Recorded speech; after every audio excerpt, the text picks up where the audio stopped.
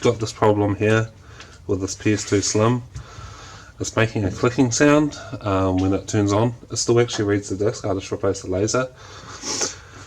But so what I think is happening here is this little switch on the laser that's down there isn't making contact with this piece of metal here, which is supposed to, I guess, tell the laser not to keep moving forward.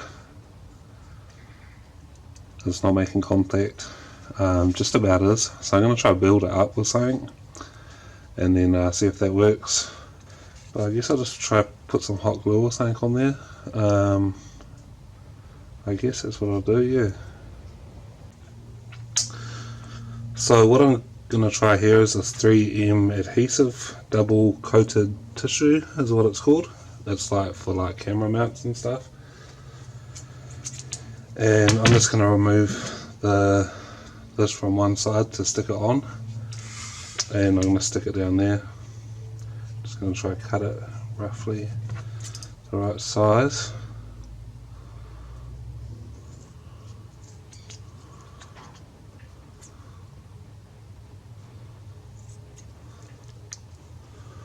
Remove the, I'm going to drop that. Okay, so I got that on there,